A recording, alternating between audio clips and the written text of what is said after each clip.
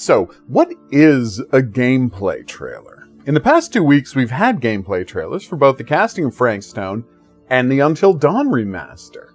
The relative paucity of gameplay in those trailers has led to Wags commenting that watching videos is the gameplay in interactive movies. Of course, this isn't the case. So I thought it would be fun to check out how much actual gameplay is featured in the trailers. Obviously, neither of them is going to stack up to a standard gameplay trailer, which is generally just 90% gameplay, with the rest being title logos and company cards. Take this Mouse gameplay trailer, for example, which is just running and shooting. It's a minute long, and almost all of that is recognizable as gameplay. While neither trailer gets anywhere near Mouse's percentage of gameplay, there's plenty of things that qualify as gameplay in Supermassive style interactive movies, and a bunch of it is featured in the trailers. So, how are we going to be judging this? Obvious interactions will count as gameplay, as well as what looks like QTEs with the button prompts removed. Branching dialogue is gameplay, but we would only award a point for that if someone is obviously making a dialogue choice. Finally, we'll include anything that looks like exploration, even if the camera angle is a little unusual, because pulling back the camera is a common occurrence during gameplay in interactive movies. So, let's take a look at the trailers and see how accurate the word gameplay is. Starting with the Frank Stone trailer. We've got 25 seconds of movies before we hit gameplay bit 1, the filmmakers exploring the furnace. These next two shots also feel like exploration, and this pick up a piece of flesh looks like an interaction. More movies, and then what's likely a QuickTime event or environmental interaction to jump onto the train car. Lots more movies. This looks like an item interaction, followed by what's certainly a QuickTime event to grab onto a pipe. This approach by the cop could easily be exploration. The spear in the shoulder is likely the result of a failed QTE, so it counts as gameplay as well. More movie clips, then another interaction. While it's likely movies leading into it, don't be surprised if there's a QTE to keep filming here. Lots of quick cuts, but buried in them is this interaction of picking up the bunny mask.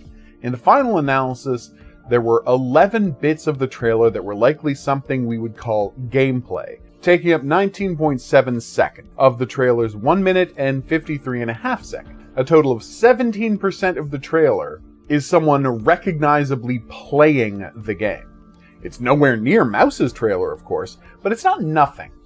Now let's take a look at the Until Dawn trailer. It starts with the arrival at the bus stop, followed by Sam walking around, dynamically deforming the snowbank as she goes. Then the scare scene, followed by a QTE snowball fight. More movies, and then the fire lighting, which we know is an interaction based on the PS4 version. Another few film clips, and then the QTE of Mike ducking under a fallen tree. Lots of cutscenes, followed by Chris and Ashley doing some exploring. More movies, then Mike shooting things and kicking open doors, which were interactions and QTEs in the original. And there's no reason to suspect that has changed at all. This whole sequence with aiming the gun is a decision point, which is definitely gameplay. Then we've got Emily falling, Sam talking, and searching for Jessica with the scope, the last of which is gameplay. After more clips, there's Chris's buzzsaw decision gameplay, followed by 2 chase scenes, both of which count as gameplay due to the QTEs that pop up, even if they're not in the trailer.